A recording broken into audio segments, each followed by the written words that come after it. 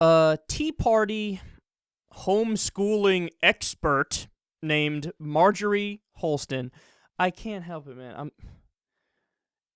Homeschooling expert, those exist. What do you say? I think it's better for you to teach your kids at home. Okay, that'll be $20. Like, what does the expert say? Like, what's your inside knowledge on this issue? There's no such thing. Okay, let's stop with the silliness. But, okay, the homeschooling expert, Marjorie Holston, did an interview on a right-wing talk radio show.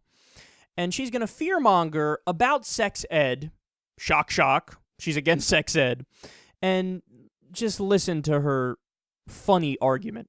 Many states have obscenity laws, and the materials here are obscene. So if you're going to ask me, how can they teach the kids? Because many states have exceptions so that if it's taught in a school, it's an exception to the obscenity law, so our children can be seeing things that are absolutely obscene. I can't talk about some of the things you've given me here. Yeah, you would be in trouble for if I were to read some of the curriculum over the air, you would get in trouble because of the obscenity laws. I have it in front of me. I can't talk about it. Can't do it. Nope. But that is being taught. What you're seeing there is 7th grade curriculum. People, you'll have to use your imaginations, but not too much. But wake up for what your children are being taught. And I want to add, too, people say to me, why would they teach such awful things to our children? If you go deep down and you connect those dots, you see that when children are desensitized to sexual things, it affects their ability at a later date to bond with a spouse. And so if you have somebody who can't bond, they're not going to have a stable marriage. When you have unstable, broken households, how do they vote? Democrat. So this has a very evil underlying intent. That's quite a leap you make there. Well, obviously, if you teach sex ed in the classrooms, then when people get older, they'll be unstable. Already wrong.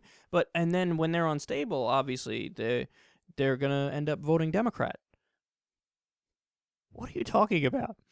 I love how she totally disregards the basic fact, the statistics that have shown time and time again, that the places that actually have the highest rates of divorce in the U.S., the deep red states. In the Bible Belt, there's higher rates of divorce than elsewhere. So your theory is already wrong. And also the idea that sex ed is going to lead kids to be unstable? I would argue the exact opposite. If you're educated about what's going on in the world, including, yes, with reproductive systems, that's going to lead to you being stable. You can make better choices if you know what's happening with your pee-pee. It's incredible, man. And I also just flat out don't believe the claim that, these sex ed classes and what they're teaching, it violates obscenity laws. No, I think you just made that up. And obscenity laws, what the fuck are you talking about? What statutes are you talking about? And chances are that even if you are referring to specific statutes, they've already been deemed unconstitutional as of, 1977. The ability of the right wing, especially Tea Party homeschooling experts, to make stuff up, it's immeasurable, man. It's immeasurable. And I think the biggest takeaway from this is the right wing, by and large, okay, especially the goofballs on the far right and the religious people, they're anti-human nature, okay? They don't like human nature. They don't like the inevitable fact that when all of us hit a certain age, you end up going through puberty and you end up getting interested in sex and, you end up experimenting and you come of age and it becomes just part of being human. In fact, that's how we continue the species.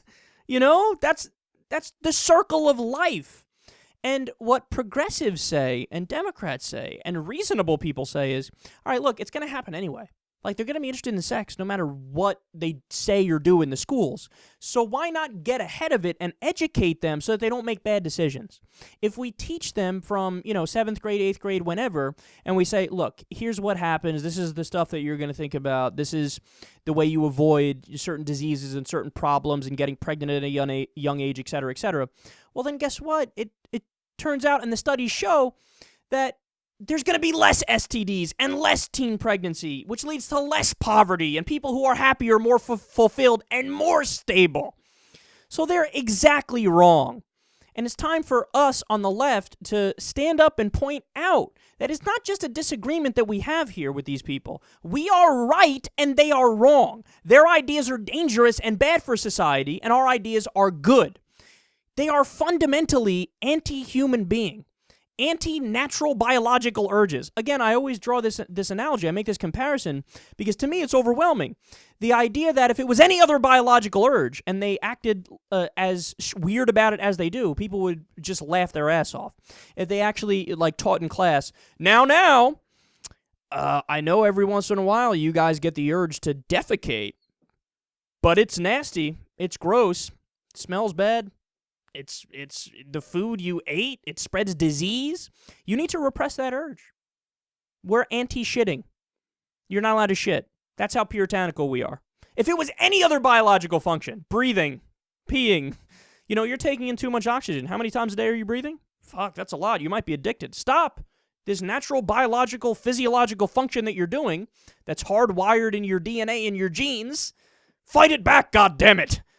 But with sex, for whatever reason, that one they say, no, we actually will be in favor of repressing that natural urge. But a natural urge is a natural urge.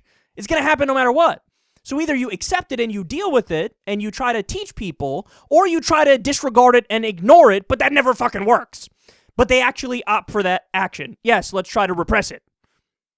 Okay, well, we'll sit here and laugh as you fail miserably.